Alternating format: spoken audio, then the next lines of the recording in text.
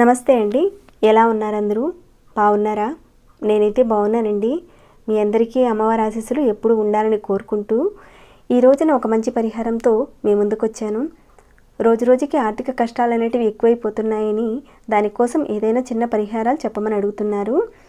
అలానే కొందరు మేమైతే పెద్ద పెద్ద పరిహారాలు చేయలేమండి, చేసుకోలేకపోతున్నాము, అలానే మాకు చేసుకునేంత డబ్బు కూడా లేదండి, అంత ఆర్థిక స్తోమత లేదండి, బయటికి వెళ్ళి చేసుకునే పరిహారాలు కాకుండా ఇంట్లోనే చేసుకునే పరిహారాలు ఏమైనా ఉంటే చెప్పమని అడిగారు. వారందరి కోసం అద్భుతమైన ఒక పరిహారాన్ని అయితే ఇక్కడ నేను తెలియజేస్తాను మీకు. అసలు ఈ పరిహారాన్ని ఎందుకు చేయాలి, చేయడం వల్ల కలిగే ఫలితాలేంటి, ఇవన్నీ కూడా చెప్తానండి. దానికన్నా ముందు ఒక చిన్న రిక్వెస్ట్ మీ అందరికీ, ఈ వీడియోకి ఒక లైక్ ఇవ్వండి. సబ్స్క్రైబ్ కాకుండా ఎవరైనా ఉంటే మన ఛానల్కి సబ్స్క్రైబ్ చేసుకుని బెల్ బటన్ ఆన్లో పెట్టుకోండి. సరేనండి, ఇక పరిహారం మాటకి వెళదాము. ఈ పరిహారాన్ని మీరు చేసుకోవడం వల్ల జీవితాంతం ఆర్థిక సమస్యలు అనేవి తలెత్తవని మన శాస్త్రం అయితే చెప్తుంది. చాలా చిన్న పరిహారం ఇది. ఇక పరిహారానికి కావాల్సింది మనకి వెంకటేశ్వర స్వామి యొక్క ఫోటో కావాలండి. అయితే ఈ పరిహారాన్ని మనం శనివారం రోజున చేసుకోవాలి. శనివారం రోజున ఉదయమైనా చేసుకోవచ్చు, లేదంటే సాయంత్రమైనా చేసుకోవచ్చు.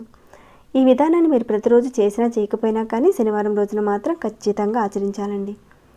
మీ దగ్గర ఉన్న కుందుల్లో, అంటే అది మట్టి ప్రమిదలు కానివ్వండి, లేదంటే వెండి కుందుల్లో కానివ్వండి, లేదా ఇత్తడివైనా సరే ఏవైనా పర్వాలేదండి, ఒక 2 కుందులు కానీ లేదంటే ఒక 2 ప్రమిదలు కానీ తీసుకోండి. ఇక వెంకటేశ్వర స్వామి వారి యొక్క పటానికి అటువైపు ఇటువైపు ఆ కుందులు పెట్టండి. ఒక కుందిలో 2 ఒత్తులు, ఇక్కడ చూపిస్తున్నాను కదండి, 2 ఒత్తులు కలిపి ఒక ఒత్తి కాదండి, ఒక ఒత్తి చొప్పున ఒక ప్రమిదలో 2 ఒత్తులు వేసుకోవాలి.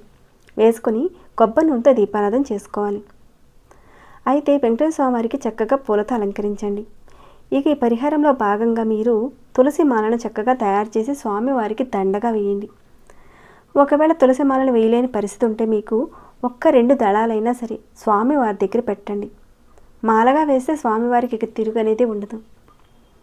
లేదంటే ఇలా అయినా సరే చేయండి. ఏంటంటే ఒక 4 దళాలైనా సరే తీసుకోండి.